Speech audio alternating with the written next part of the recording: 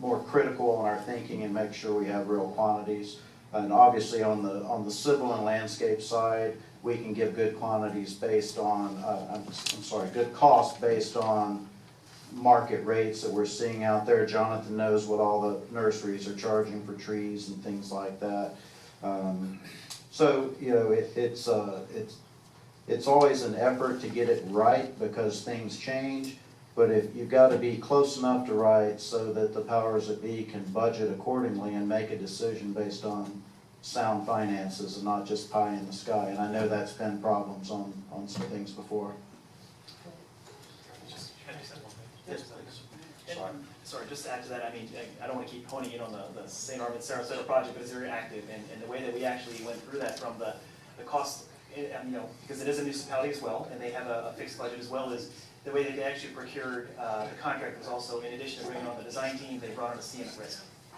So that concurrent team, it was checks and balances the entire way, and we just got our GNP approved last Monday night, City Commission, which was very great. But it would have been a much harder route had we not had that CM design team interaction. Thank you for that. I got one question. You know, we talk about the cost of building it, but included into your proposal, do you give us a cost on maintaining and operating? You know, a one-time cost on building it is great, but you know, it's not more. It's more than just a one-time cost to build it. We also have to operate this on a daily thing, and I know that has to be taken into consideration when you start trying to figure the financing on it. Does your proposal include an operational cost?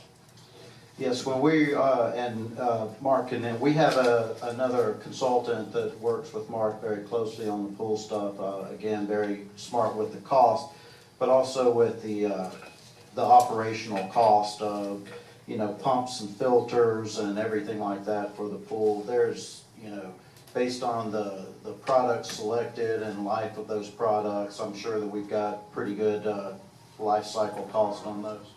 Yeah, one of the things we do, instead of just using a formula for operating costs like a lot of feasibility guys do, our consultants, Councilman Hunsaker, actually operated pools, and they do operate pools. They formed a partnership with the American Red Cross, so they totally get staffing. We use your real cost, your utility costs, we use your rates of paying lifeguards, and we do a staffing plan, because your largest costs are not the utilities, it's the staffing. And then, you know, do we open it all year long? You know, usually when you're open year round, you make more money, but you lose even more money. So you've got to balance that, you know, how often are we going to be open, how long, versus the cost of staffing it. So we totally get that.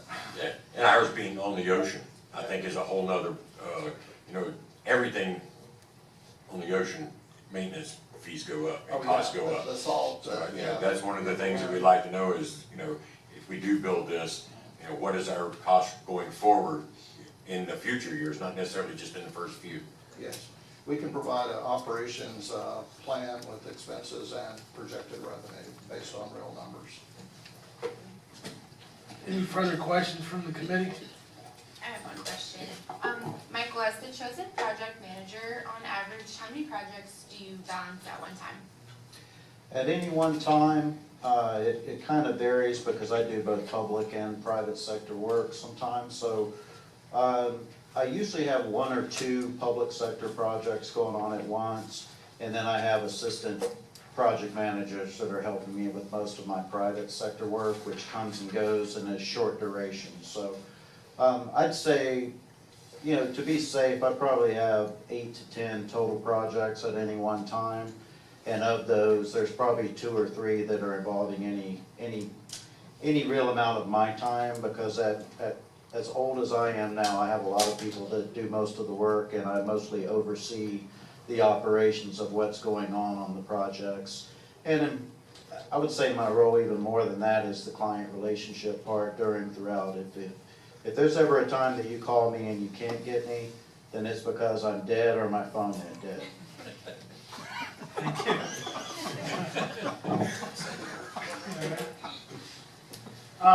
And on that, well, if there's no further questions, I want to thank you guys again and your team for coming out and presenting to us on this very important community topic and project. And, I think after that, we'll adjourn, and then the committee will meet, we'll Yes. discuss here. Yeah, and then the whole meeting's open. Okay, so is our discussion amongst ourselves in front of the public?